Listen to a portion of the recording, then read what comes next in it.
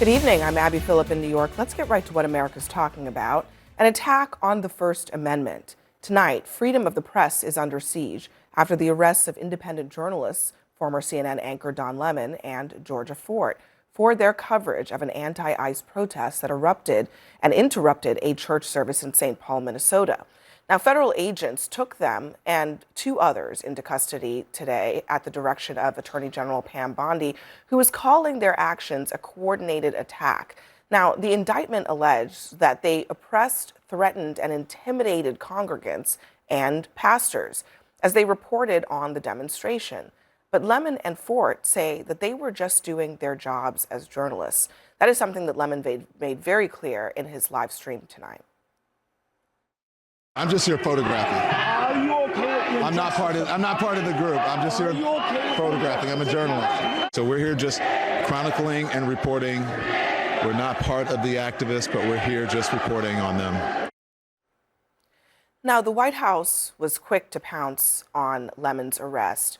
He is a longtime Trump critic, and they posted this image with a caption, "When life gives you lemons," along with chain emojis. Now, Lemon was in court today making an initial appearance, and he and Foret are both now vowing to fight. There is no more important time than right now, this very moment, for a free and independent media that shines a light on the truth and holds those in power accountable. I should be protected under the First Amendment, just like all of the journalists who I've been advocating for too. Do we have a constitution? That is the pressing question that should be on the front of everyone's mind. This is very troubling for a lot of people. Ellie Honig, look, I think there is a complicated criminal picture potentially for the protesters who staged this demonstration.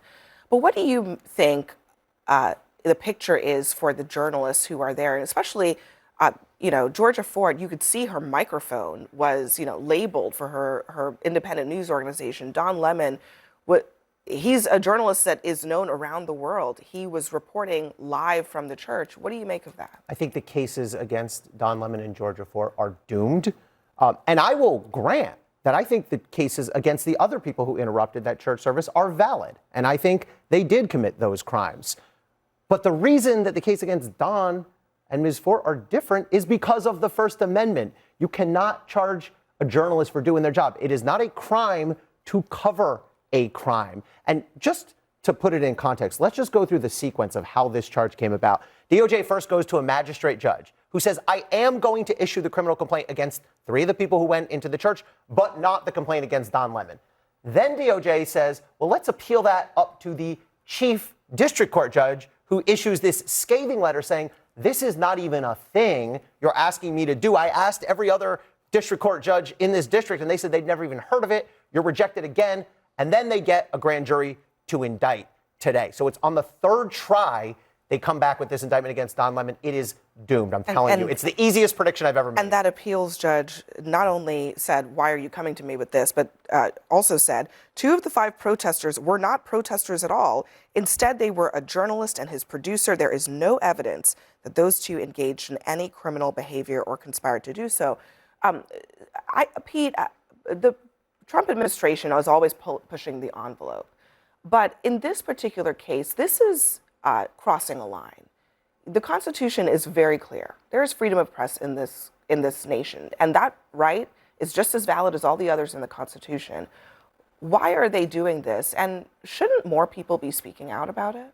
I know you save unpopular opinions for Table for Five, which everyone should watch on Saturday mornings, but I'm going to start with an unpopular opinion, and that is calling Don Lemon a journalist is like calling AOC a free market capitalist. He is an activist.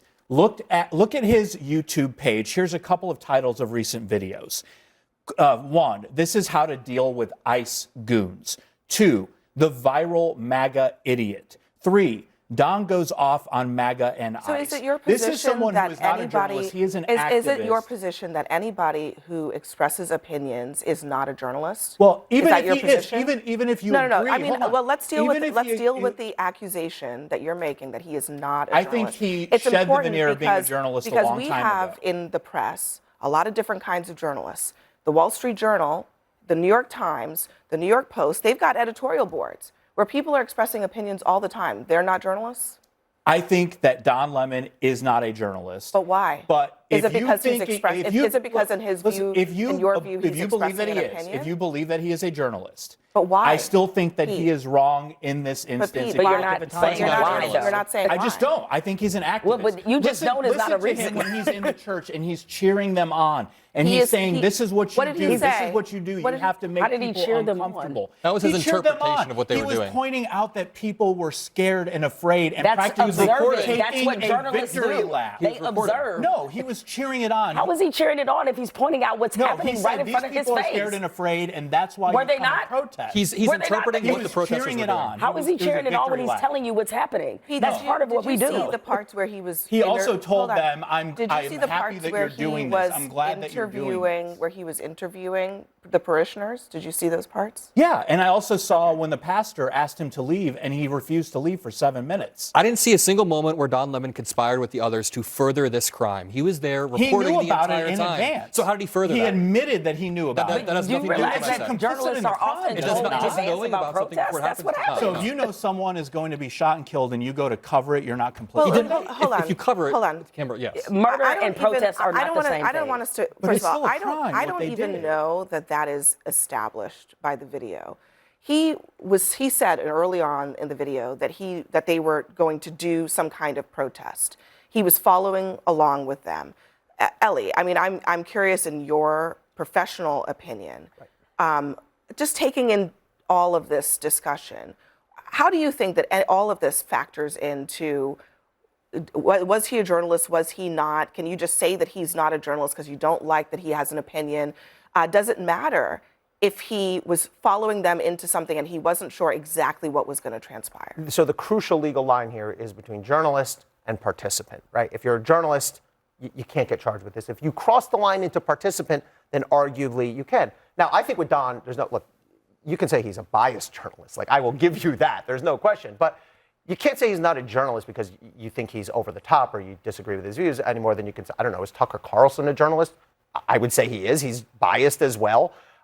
Clearly, Don is a journalist, but there's going to be some interesting cases. We saw some of this with January 6th because some of the people who went into the Capitol tried to defend themselves by saying, well, I was live streaming to my 43 followers. That makes me a journalist. Now, we don't know exactly where the line is, but by any construction, Don is a journalist and should get the protection. And it was just recently that Vice President J.D. Vance was saying that Nick Shirley should win a Pulitzer.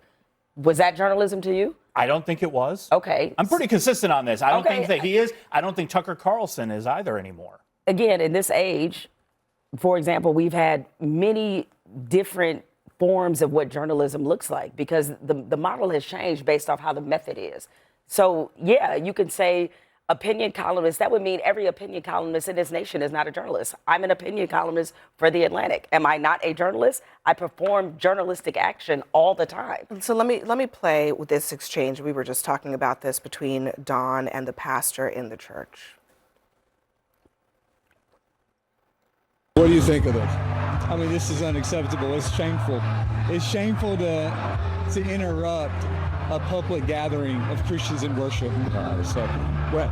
But there were folks who will say, I have to take care of my flock. Okay, but listen, we live in there's a constitution in the First Amendment to freedom of speech and freedom to assemble and protest. Yeah.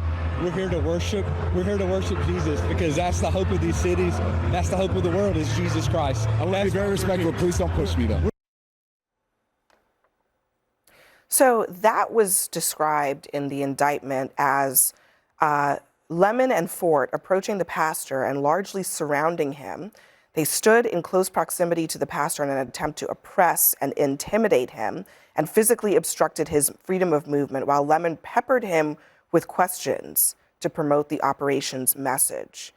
First of all, the pastor stood there and spoke to him as if he was being interviewed by a journalist. That's the first thing.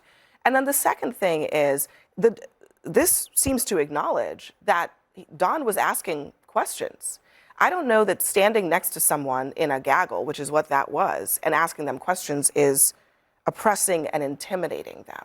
Well, I think we did glaze over the events of what happened, and it was a very alarming thing for the First Amendment when it comes to freedom of religion. I mean, there were children who were getting screamed at and being told your parents are Nazis and they're going to burn in hell. So that event, I think the question is right. So I do want to address that. Did Don the question and Foret do any of those things? The question is he a protester or a journalist? And the indictment obviously suggested that he posted himself at the main door. He prevented people from exiting, but ultimately No, it does not say that. The indictment it says that protesters did that. It names the other people. It did not say that Don did that. Look, I'm glad. And by the way, freedom of the press if you or they want to make that claim, they would actually have to prove that. How are they going to prove that?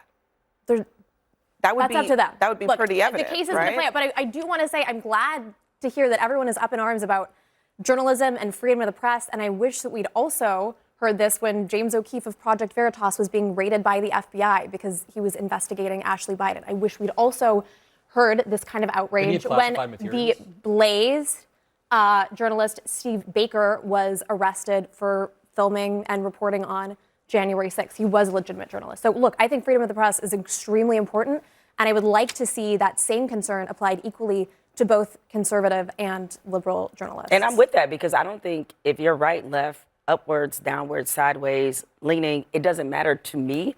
Even this, if this was a journalist I didn't personally know, a journalist who I would disagree with everything they said, I think now is a time for all journalists, regardless of what outlet you work for, regardless if you're a competitor.